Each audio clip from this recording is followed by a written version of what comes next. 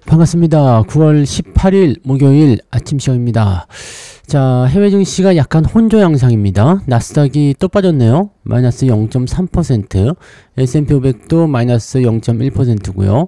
다우지수는 조금 올랐습니다. 플러스 0.57. 그런데 장 마감 직전에 한번 크게 흔들리는 거 보여죠? 네, 한 3시경에 이 부분이 조금 부담스럽습니다.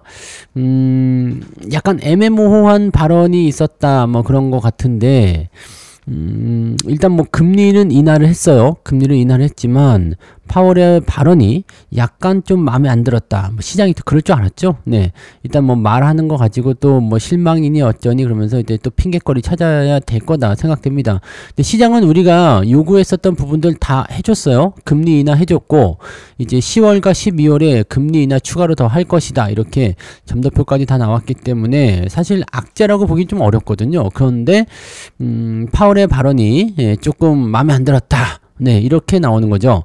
자, 그러다 보니까 사실 금리 인하는 기술주에게는 호재가 될 수도 있는데 나스닥, S&P 500이 하락하는 모습이 나타났고요. 다우지수는 조금 애매한 상승으로 마무리가 좀 됐습니다. 물론 이제 뭐 기술주 하락에는 그 중국 쪽의 어떤 압박 이런 것도 있었겠지만 그래도 이렇게 빠질 일은 아닌데 라는 생각이 좀 들었거든요. 근데 일단 뭐 내용을 좀 봐야 되겠습니다만 네, 상황이 그렇게 네, 우리가 기다렸던 어떤 상승 랠리를 뒷받침시킬 만한 그런 좋은 재료로 해석되는 것 같지는 않다. 이렇게 보시는 게 맞겠다 생각됩니다. 자, 뉴스 들어가 보도록 하죠. 자, 뉴스를 살펴보시면 금리 인하 호재 아니었냐? 비트코인도 11만 5천만 원, 5천 달러대로 뚝 떨어졌다. 뭐 이렇게 되어 있는데 아직 높지 않나? 이 정도면? 네, 아무튼 그렇고요. 그 연준의 금리 인하에도 네, 혼조 마감이 되었다 이렇게 되는 거죠. 파월 위험 관리성으로 인한 인하다라고 얘기를 해버립니다. 자, 그냥 금리 인하했으면 했지 이거 위험 관리성은 또 뭐냐? 자, 그 얘기 때문에 지금 주가 떨어진 거거든요. 파월 의장의 회견 발언을 매파적으로 받아들였다라고 얘기하는 겁니다. 그래서 추가적인 어떤 금리 상승 이런 쪽을 다시 얘기하고 있다 이렇게 얘기하고 있습니다. 이거는 금리 상승으로 한 건 너무 오버 아니냐 생각되는데 일단 뭐 시장이 그렇게 생각했다는 얘기죠. 자, 지난 12월 작년이죠. 작년 12월 이후에 계속적으로 금리를 동결해 왔는데 9개월 만에 지금 금리를 처음으로 내렸습니다. 그리고 트럼프 행정부 들어서서 첫 번째 금리 인하입니다. 트럼프는 빅컷을 좀 해줘라 이렇게 얘기했는데 빅컷은 됐고요 해서 0.25 금리 인하가 나왔고 연내에 2회적으로 금리 인하를 더 한다. 그러니까 중간값이 점도표 중간값이 3.6이 나왔어요. 그래서 앞으로 0.5 정도 더 빠진다. 더 내린다. 그럼 0.5 정도 더 내리는 거니까 금리 인하를 2번 정도 더 한다. 이렇게 나오는 거죠. 자, 그렇게 돼서 여기까지는 우리가 원하는 부분대로 됐습니다. 네. 기준금리가 네, 4.0에서 4.25로 인하가 된 거고요. 그 다음에 추가적으로 2번 더 내린다. 그래서 이렇게 되면은 괜찮죠? 네, 3.5까지 내린다고 했으니까 우리가 원하는 거 다 나왔잖아요. 그런데 파월 의장의 기자회견 이후 다시 주가가 등락하는 모습을 보였다. 크게 한번 내렸다는 자리가 이제 3시경에 나왔던 부분입니다. 금리 인하를 결정한 이유는 무엇이냐? 고용시장의 하강 위험이 증가한 점을 반영했다. 그래서 미국 경제가 나쁜 것은 아니지만 나빠질 수 있어서 금리 인하를 한 것이다. 만약에 경기가 다시 좋아지면 금리 인하 걷어들일 수도 있다. 뭐 이렇게 나올 수도 있는 거죠.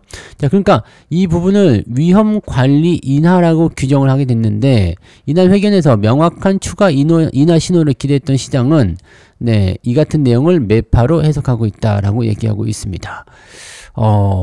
그래요. 금리 인하를 앞으로 계속 할 겁니다. 네, 이렇게 해서 뭐 좀 더 네, 경제에 대한 기대치를 높여주게 될 거고 또 그 다음에 뭐 이 관세에 의해서 금리가 올라간 부분들을 아니 그 물건값 이런 인플레이션이 나온 부분들을 금리 인하로 제어하겠습니다.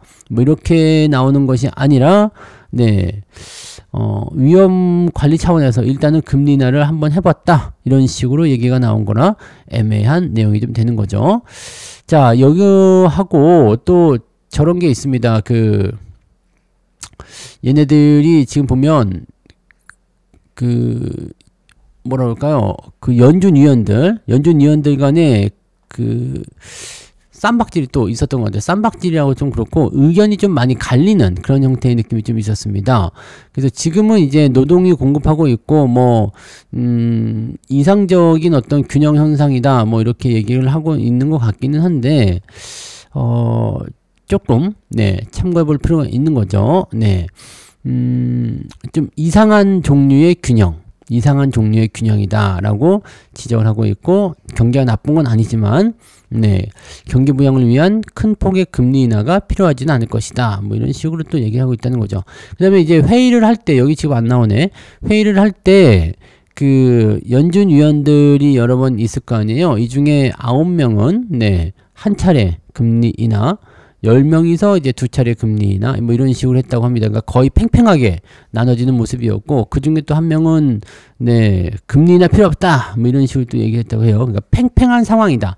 물론 이제 금리 인하를 하지 말자라고 했었던 네 만장일치의 금리 동결에서 이제 절반이나 금리 인하로 돌아서게 되면서 결국에는 금리 인하가 됐었던 이런 상황으로 본다라면, 앞으로 이제 변화는 계속 금리 인하 쪽으로 가지 않을까라고 생각되기는 한데, 뭐 발언이 조금 애매모호하죠. 네, 주가를 올릴 만한 그런 형태의 느낌들 좀 아니지 않나라는 생각이 좀 있기도 하고요. 조금 애매한 느낌이 좀 있다라는 부분이 좀 있어요. 네, 그 부분 때문에 이제 주가가 조금 네 애매했다. 자, 이거를 일단 저는 그렇게 생각해요. 시장에 이미 반영이 많이 됐거든요. 시장에 반영이 많이 됐기 때문에 요게 이제 조금 네 뭐 실망감 정도로 봐야 될까요? 아니면은 그냥 재료 나왔으니까 이제 팔아먹자 이런 식으로 나왔다라고 생각을 해야 될까요? 하여튼 그런 정도의 느낌이었다라고 보시는 게 맞을 것 같아 보입니다. 네. 자, 그다음에 중국 쪽 관련한 부분이 좀 있어요. 중국 쪽 여기 보시면 중국 전용 최신 칩 RTX 6000D가 고객사로부터 외면을 당했다. 자, 무슨 얘기냐면 엔비디아의 중국 전용 신형인 저사양 칩 RTX 6000D가 중국에서 부진한 평가를 받고 있다라고 되어 있고요. 일부 테크 기업들은 해당 제품을 아예 주문하지 않았으며 현지 시장에서 이 칩이 성능에 비해서 비싸다는 평가를 받고 있다. 자, RTX 5090보다 즉 뭐 이거보다 떨어지고 있다는 얘기가 있는 거고, 이것이 이제 미국이 중국 수출을 금지한 제품이지만 중국 내 회색 시장을 통해서, 회색 시장은 이제 어두운 시장이죠. 네, 뒷거래. 이쪽을 통해서 여전히 구할 수 있는 제품이기도 하다. 이렇게 중국에 대한 수출 제한은 걸어서도 제3국을 통하거나 아니면 뒷거래를 통해서 여전히 구할 수 있고, 이것을 이제 중국이 또 뭐 그냥 네 뭐 모르는 척 이렇게 하고 넘어가는 부분들이 좀 있겠죠. 네, 아무튼 뭐 그렇다는 거고, 근데 가격은 네 절반 수준이다. 이야, 그 신형 가격이 970만원, 1000만원이네요. 근데 요거의 절반 정도 수준으로 살 수 있다. 자, 요렇게 되는 부분들이죠. 더 많이 팔릴 것이다라고 했지만, 네, 뭐, 성능도 별론데 가격은 왜 이렇게 비싸냐? 이렇게 얘기가 나오는 것 같죠? 자, 근데 재밌는 건 뭐냐? 중국 테크 기업들이 이 RTX 6000D보다는 오히려 H20에 더 관심이 크다라고 얘기가 나와 있는데, H20에 대한 부분들은 중국 정부가 사용 금지 이렇게 얘기 나왔죠. 그래서 중국 기업들은 오히려 H20의 후속 제품인 B30A의 수출을 미국 정부가 승인해 주기를 기대하고 있는 상황이다. 근데 미국은 안 해주려고 하겠죠. 자, 그러다 보니까 열받은 거야. 자, 중국이 엔비디아의 전용 칩, 인공지능 전용 칩 사용을 금지하자 엔비디아가 2.6% 급락을 했다라고 되어 있습니다. 주가 좀 떨어졌죠? 네. 자, RTX 프로 6000D의 시험 및 주문을 중단하라 라고 얘기를 했습니다. 네. 그래서 지금 현재는 이제 H20 구매 중단 조치보다 더 광범위한 것으로 보이기 때문에 중국이 미국 반도체에 대한 의존을 줄이고 자국 반도체 산업을 강화하기 위한 것으로 목적으로 풀이된다. 이렇게 되어 있는데 이것은 그런 풀이가 아닌 것 같아 보이죠. 네. 그런 풀이는 아닌 것 같아 보이고, 네, 브로드컴 같은 경우는 이제 주가 변동성이 조금 나타났고, 뭐 AMD도 좀 떨어지고 등등등인데 그냥 네, 엔비디아만 주가 좀 떨어진 모습이었어요. 자, 잠깐 다시 또 넘어가면, 자, 중국 기업들은 오히려 H20의 후속 제품인 B30A의 수출을 미국 정부가 승인해 주길 기다리고 있다라는 거고, 자, 지금 요거는 이렇게 보면 중국이 자립을 해야 되겠다라고 가는 것은 좀 아닌 것 같아요. 뭐 이 테크에 대한 부분들, 테크 기업들이 제품을 주문하지 않았다. 이게 중국 정부의 그런 어떤 뭐 금지 조치 이런 느낌도 있지만 실제로는 성능이 가성비가 떨어진다라는 평가를 받기 때문에 그냥 자발적으로도 안 산다라는 얘기가 되는 거죠. 네, 성능이 더 이렇게 뭐 크게 떨어지지도 않는 상황에 있는 예전 제품을 네, 반 가격에 살 수 있는데 뭐 하려고 비싼 가격에 이걸 사냐라는 식으로 얘기가 나오는 거죠. 이거는 이제 미국 쪽에서의 어떤 그 기대치를 크게 떨궈지는 모습이기 때문에 그렇다 보시면 되는데, 자, 일단은 중국 기업들은 지금 성능은 좀 떨어지지만 그 떨어지는 성능의 칩을 가지고 또는 뭐 암시장에서 구할 수도 있겠지만 뒷거래를 통해서 고성능 칩을 가져다가 거대 언어 모델을 만들고 그리고 나서 엄청나게 발전된 소프트웨어를 만들어내고 있습니다. 저기 그 바이트댄스, 지금 알리바바, 텐센트 뭐 이런 데서 뭐 자체 칩을 만든다는 얘기 나오지만 이 바이트댄스가 그 틱톡 그 회사잖아요. 이 바이트댄스가 끄집어내 놓은 네, 얘네가 뭐죠? 시드림? 네.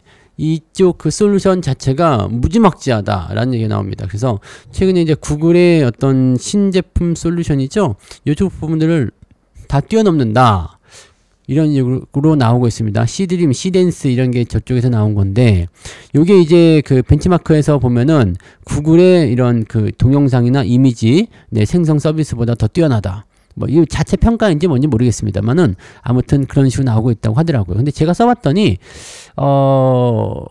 비슷합니다. 네, 비슷한데 네, 저의 취향에는 네, 좋지는 않더라고요. 네, 그래서, 네, 아직까지는, 네, 이 칩에 대한 한계가 중국에 좀 있는 것 같다 판단이 드는데, 이 칩의 성능이 계속해서 높아질 수는 없겠잖아요. 그래서, 물론 지금은 구현해야 되는 AI 기술이 더 많기 때문에 고성능칩이 더 필요하겠지만, 이제 어느 일정 수준까지 다다르게 되면은, 이제 AI를 통한 어떤 그런 학습이나 이런 부분들은 어느 정도 평준화가 될 수가 있다. 지금은 뭐 이미지 생성이 거의 평준화 됐잖아요. 이제는 동영상 쪽으로 좀 많이 넘어가 있는데, 이제 그런 부분들이 이제 평준화가 되기 시작하면 사실적으로 이 갭은 엄청나게 좁혀질 거라 생각합니다. 그러면 사실 AI 칩에 대한 어떤 구매력이나 이런 것들이 더 많이 떨어질 수도 있어요. 이제 그게 이제 AI 시점에서의 그런 어떤 칩의 공급량 증가라든지 또는 이제 포화 상태, 즉 추세가 꺾이는 시점이 되겠다 이 생각이 되는데,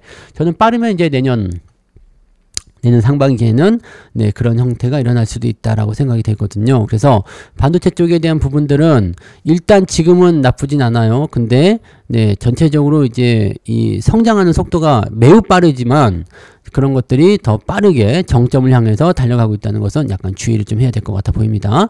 참고하시고요. 자, 그리고 네, 뭐 특이한 건 별로 없는 것 같아 보이는데, 그죠? 네. 뭐 그냥 계속적으로 나타나는 부분들이고, 테슬라가 요즘에 계속 올라가다고 하대요. 네, 어떤 악재도 비켜가겠다. 뿡빵뿡빵 비켜 이렇게 테슬 하면서 올라간대요. 네. 테슬라 전기차 도어 쪽에 문짝이죠. 이쪽에 문제가 생겨서 당국이 조사를 하고 있다는 소식에도 테슬라는 상승했다. 올라 오늘 또 난 가자. 이 대형 악재가 있었다는 거예요. 미국 교통당국이 차량 외부에서 전동식 차 문이 열리지 않는 사례가 다수 보고된 2021년식 테슬라 전기차 모델에 대해서 조사를 개시했는데, 문을 열 수 없으면 엄청난 문제가 되는 거 아닙니까? 그런데 이 조사가 들어갔는데 그럼에도 불구하고 주가가 올랐어. 왜? 일론 머스크가 네, 10억 달러의 자사주 매입을 시작했다. 네. 1조 4천억이요. 자, 머스크가 주식을 사들이는 이유는 뭐죠? 자, 그 전에 이제 테슬라의 이사진이 결정을 한 게 있잖아요. 야, 테슬라의 주가를 6배? 뭐 시총 뭐 그때 얼마였죠? 네, 8조 달러까지 올려야 되나요? 하여튼 뭐 6배 정도만 올려주면 너한테 1조 달러 줄게. 이렇게 얘기 나온 거지. 1조 달러가 1400조라고 그때 그 얘기 했었죠. 그래서 너한테 그 정도 줄게. 이거는 확실하게 줄게 라는 얘기가 나왔습니다. 이거는 확실하게 줄게. 지난번에는 준다고 해놓고 뭐 법원까지 가가지고 뭐 주지 말라느니 뭐 말 많았잖아요. 확실하게 줄게. 그러니까 얘네들이 테슬라가 어느 정도 성장하니까 머스크를 제껴놓고 이제 해볼까 했는데, 그래서 머스크도 뭐 정치로 갔다가 뭐 일로 갔다 뭐 화성으로 갔다가 뭐 난리가 아니었던 것 같아요. 자, 근데 이제 테슬라가 점점 어려워지니까 머스크가 필요하다. 네, 그래서 테슬라의 주가를 올려놓으면 네, 그만큼 띄워줄게. 뭐 이렇게 얘기를 했던 것 같아요. 뭐 지금 내용은 그렇다는 얘기죠. 자, 아무튼 이 자사주 매입을 통해서 일단은 일론 머스크의 테슬라에 대한 어떤 경영 집중이라든지 이런 기대감이 생겨나다 보니까 주가가 상승하는 효과로 일어났다라고 되어 있는 것 같습니다. 자, 테슬라가 그래서 지금 테슬라를 물린 사람이 없을 정도의 신고가 행진을 계속하고 있는 모습이죠. 그래서 추가 상승이 계속될 것인지 그 여부를 한번 살펴볼 필요는 있을 것 같다 보이긴 합니다. 좀 지켜봐야 될 것 같긴 하죠. 네. 마냥 오르진 못하니까 뭐 그런 모습이 좀 있을 것 같고, 테슬라가 올라가다 보니까 요즘에는 2차전지 종목군들이 또다시 살짝 올라가고 있는 것 같아요. 근데 아직까지는 네, 저점 잡기가 조금 애매한 것 같아 보이긴 하더라고요. 그래서 좀 더 지켜보면서 조금 천천히 진행해 나가시면 좋지 않을까 생각은 듭니다. 그 부분들 참고해 주시면 좋겠네요. 자, 그래서 오늘은 여기까지만 일단 네, 굵직한 것만 좀 살펴보고요. 국내 증시는 뭐 시장에 대한 영향을 받게 하겠죠. 그래서 오늘은 뭐 기술주의 어떤 변동성이라든지 그런 것들이 또 그대로 연결될 수가 있잖아요. 엔비디아 쪽 주가가 하락을 했고, 반도체 지수는 그래도 나쁘진 않았지만 엔비디아가 떨어지면서 뭐 삼성전자나 또는 하이닉스 이쪽이 당기적 조정을 추가적으로 더 이어갈 수도 있는 요소가 된다라고 판단할 수가 있는 내용이 되겠죠. 자, 그런 부분도 참고하시고, 자, 그럼 어떻게 우리가 대응을 해야 되느냐? 삼성전자 팔아야 되냐 말아야 되냐 뭐 고민들 굉장히 많으실 텐데, 자, 조금 있다가요. 네, 오늘부터 무료 방송이 아침에 진행이 되죠. 네, 18일, 19일, 그 다음에 다음 주 22, 23, 24일까지 8시 30분에 아침 방송이 진행이 됩니다. 네, 요 아침 스팟 방송이라고 봐야 되니까요. 요 아침 방송에 또 참여하시면 되겠습니다. 그래서 아침 무료 방송에서 또 다시 이야기를 또 해보도록 하겠습니다. 자, 그러면 조금 있다가 아침 무방에서 만나도록 하겠습니다. 8시 30분에 시작합니다. 늦지 말고 오시기 바랍니다. 고맙습니다.